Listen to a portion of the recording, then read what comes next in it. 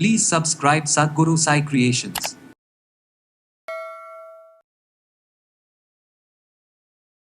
தலைமுடி உதிர்தல் இன்றைய காலகட்டத்தில் இதுதான் ஒரு முக்கியமான பிரச்சனையாக இருக்குது. தொடர்ந்து நிறைய பதிவுகளில் நிறைய சித்த மருந்துகளை பற்றியும் நம்ம பேசிகிட்ருக்குறோம்.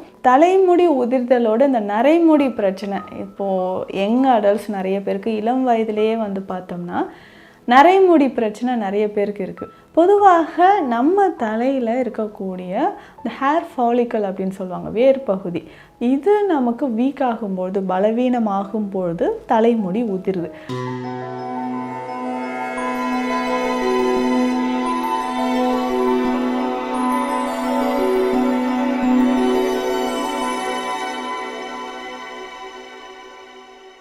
சத்குரு சாய் கிரியேஷன் வியூவர்ஸ் அனைவருக்கும் வணக்கம். நான் டாக்டர் நித்யா, சித்தா ஃபிசிஷியன்.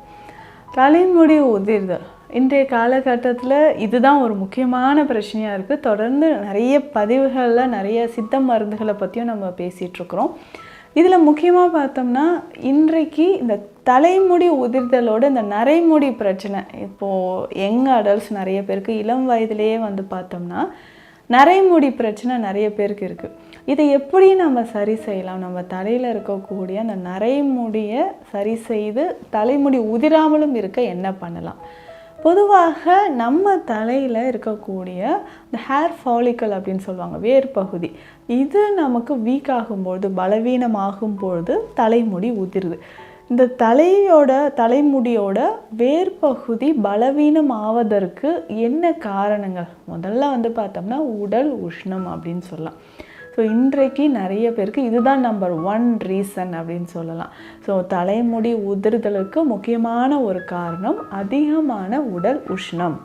அதற்கு அடுத்தது நமக்கு சரியான நியூட்ரிஷன், அதாவது இரத்த ஓட்டம் இல்லாதது. ஒவ்வொரு முடிக்குமே வேர் பகுதிகளில் இரத்த ஓட்டம் இல்லாமல் இருக்கும் பொழுது நமக்கு என்ன ஆகும்னா தலைமுடி ஈஸியாக நமக்கு உதிர ஆரம்பிச்சிடும். அதே மாதிரி இரத்த ஓட்டமோ இல்லை நியூட்ரிஷன் நமக்கு குறைவாக இருக்கும்போதோ தலைமுடி வந்து வெண்மை நிறமாக மாறுவதை நம்ம வந்து பார்க்குறோம். ஸோ அப்போ தான் நமக்கு அந்த கருமை நிறம் மாறி வெண்மை நிறமாக வர ஆரம்பிச்சிடும். ஸோ தலைக்கு வந்து அந்த வெண்மை நிறம் அப்படின்ற ஒரு விஷயம் வரும்போது ரொம்ப நிறைய பேருக்கு வந்து ஐயோ என்னடா இந்த ஏஜ்லேயே வந்து கிரே ஹேர் வந்துருச்சு, நிறைய முடி வந்துருச்சு, இது எப்படி நம்ம சரி செய்யலாம் அப்படின்ற ஒரு வருத்தம் இருக்கும். இதனோடு சேர்ந்தே தலைமுடியும் அதிகமாக உதிர்தல் அப்படின்ற ப்ராப்ளம் இருக்கும். இன்னும் ஒரு சிலருக்கு பார்த்தோம்னா தலைமுடியோட நீளம் நார்மலாக எனக்கு வந்து நீளமாக இருந்ததுங்க, இப்போ கொஞ்சம் கொஞ்சமாக குறைஞ்சிக்கிட்டே வந்துடுச்சு, நீளம் வந்து குறையுது. ஸோ அதிகமாக வந்து ஸ்ப்ளிட் எண்ட்ஸ் வர ஆரம்பிக்குது. தலைமுடி நல்லா கருகருன்னு இருந்தது ஒரு மாதிரி ப்ரௌன் கலரில் சேஞ்ச் ஆகுது அப்படின்னு சொல்லுவாங்க. ஸோ இதற்கு எல்லாத்துக்குமே நம்ம வந்து ஒரு தீர்வு வேணும்னா ஒரு ஹேர் ஆயில், இது வந்து நமக்கு தலைமுடி வந்து கலர் சேஞ்ச் ஆகாமல் இருக்கிறதுக்கும் நரைமுடி வெண்மை நிறமாக மாறாமல் இருப்பதற்கும் இது நமக்கு முக்கியமாக தேவைப்படுது. இந்த ஆயில் வந்து இதை ரெடி பண்ணி நம்ம அப்ளை பண்ணிக்கிட்டே வரும்பொழுது நல்ல மாற்றம் நமக்கு தெரிய ஆரம்பிக்கும். சரி, இந்த ஆயில் நம்ம எப்படி ரெடி பண்ணணுன்றது சொல்கிறேன். வீட்டிலே நம்ம ரெடி பண்ணிக்கலாம்.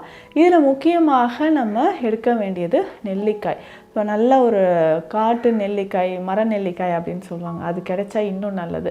ஸோ நெல்லிக்காய் வந்து கொட்டையோடைய நல்லா நசுக்கி நம்ம வந்து அரைச்சி எடுத்து வச்சுக்கணும். அதுக்கப்புறம் ஒற்றை அடுக்கு செம்பருத்தி மலர்கள், இதுவுமே வந்து போதுமான அளவுக்கு ஒரு 2-3 கைப்பிடி அளவு கொண்டு வந்து நல்லா பேஸ்ட் மாதிரி அரைச்சி இதையும் நம்ம தனியாக எடுத்து வச்சிடணும். ஸோ இதனோட வந்து பார்த்தோம்னா முடக்கற்றான் இலைகள், இந்த முடக்கற்றான் இலைகளும் அரைத்து நம்ம என்ன பண்ணோம்னா தனியாக எடுத்து வச்சுக்கணும். அதற்கு அடுத்ததாக வந்து பார்த்தோம்னா கடுக்காய் பொடி நமக்கு தேவைப்படும். 100 கிராம் அளவுக்கு கடுக்காய் பொடி எடுத்து வச்சுக்கணும். 50 கிராம் அளவுக்கு பூண்டு, மலை பூண்டு நமக்கு தேவைப்படுது. ஸோ 50 கிராம் அளவுக்கு இந்த மலை பூண்டையும் அரைச்சி பேஸ்ட் மாதிரி எடுத்து வச்சிடணும். ஸோ இது எல்லாத்தையுமே, இந்த எல்லா மூலிகைகளையுமே நம்ம என்ன பண்ண போகிறோம்னா தேங்காய் எண்ணெயோடு போட்டு காய்ச்சணும். இதில் முக்கியமாக இன்னொரு பொருள் என்னென்னா தேங்காய் சிரட்டை கறி. தேங்காய் சிரட்டை இருக்குது இல்லைங்களா, ஓடு, இதை வந்து நம்ம நல்ல நெருப்பில் காட்டி அது வந்து கறி மாதிரி வந்ததுக்கு பிறகு அதை அரைத்து கறியாக எடுத்துக்கணும். இது ஒரு 50 கிராம் அளவுக்கு நமக்கு தேங்காய் சிரட்டை கறி தேவைப்படும். எல்லாமே நமக்கு ஒன்றாக மூலிகையோடு சேர்த்து கலந்து நம்ம தேங்காய் எண்ணெயில் வைத்து காய்ச்சி நம்ம தைலமாக எடுக்கணும். ஸோ இதை நல்லா காய்ச்சி தேங்காய் எண்ணெயில் விட்டு நல்லா காய்ச்சி எடுக்கும்பொழுது அந்த தைலத்தோட நிறமே நமக்கு கருமை நிறமாக கிடைக்கும். இதை நல்லா ஃபில்டர் பண்ணி எடுத்து வச்சுக்கணும். இந்த தைலத்தை நம்ம என்ன பண்ணணும்னா தினந்தோறும் தலையில் அப்ளை பண்ணணும். ஒரு நாள் விட்டு ஒரு நாள் தலைக்கு வந்து நல்லா வாஷ் பண்ணிடணும். மைல்டாக நம்ம ஷாம்புவோ இல்லை நமக்கு குளியல் பொடி, இந்த ஹேர் வாஷ் பவுடர் வந்து நம்ம யூஸ் பண்ணிக்கலாம். அதை யூஸ் பண்ணி தலைக்கு நம்ம குளிச்சுக்கிட்டே வரும்பொழுது கொஞ்சம் கொஞ்சமாக இந்த நரை முடி அப்படின்ற பிரச்சனை நமக்கு குணமாக ஆரம்பிக்கும். இதில் முக்கியமாக பார்த்தோம்னா கந்தக சுடர் தைலம் அப்படின்னு ஒரு தைல மருந்து சித்த மருத்துவத்தில் இருக்குது.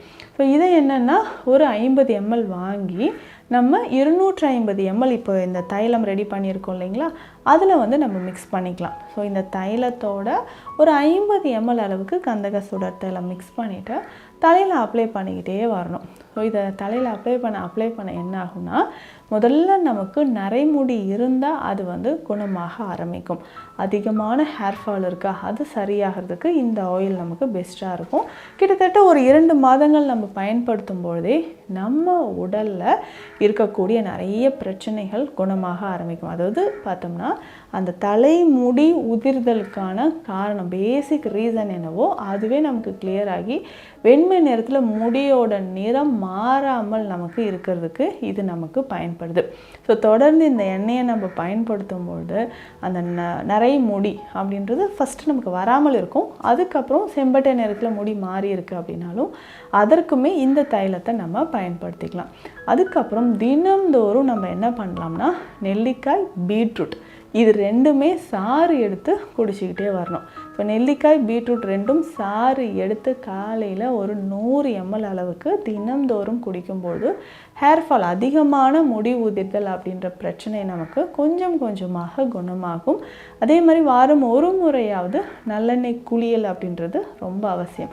ஸோ அது எடுக்கும்போது உடலில் அதிகமான உஷ்ணம் நமக்கு குறைந்து தலைமுடி உதிர்தலும் நமக்கு குறையும். ஸோ இதை தாண்டி நம்ம உடல் பகுதியில் ரத்தத்திலையோ இல்லை குடல் பகுதியிலையோ நிறைய டாக்ஸின்ஸ் இருந்தால் அதை வெளியேற்றக்கூடிய மருந்துகளும் நம்ம ஃபாலோ பண்ணிட்டு வரணும். இதில் பேசிக்காக வந்து சித்த மருத்துவத்தில் நஞ்சு முறிவு சூரணம் அல்லது ரத்த சுத்தி சூரணம் அப்படின்ற ஒரு மெடிசன் இருக்குது. ஒரு 7 நாட்கள் மட்டும் இதை நம்ம எடுத்துக்கலாம். 3 மாதத்துக்கு ஒரு முறை 7 நாட்களுக்கு இந்த மருந்தை நம்ம ஒரு 1/2 டீஸ்பூன் அளவுக்கு எடுத்து வெந்நீரில் கலந்து காலை இரவு எடுக்கும்போது நம்ம பிளட்லேயோ இல்லை குடல் பகுதியில் இருக்கக்கூடிய கழிவுகளோ வெளியேறும். ஸோ கம்ப்ளீட்டாக இது வந்து ஒரு செட் ஆஃப் ட்ரீட்மெண்ட் அப்படின்னே சொல்லலாம். ஸோ இந்த ஆயிலை யூஸ் பண்ணிவிட்டு இந்த மெடிசனை நம்ம பயன்படுத்திக்கிட்டே வரும்பொழுது கொஞ்சம் கொஞ்சமாக தலைமுடி உதிர்தல் அப்படின்ற பிரச்சனை நமக்கு மறைய ஆரம்பிக்கும்.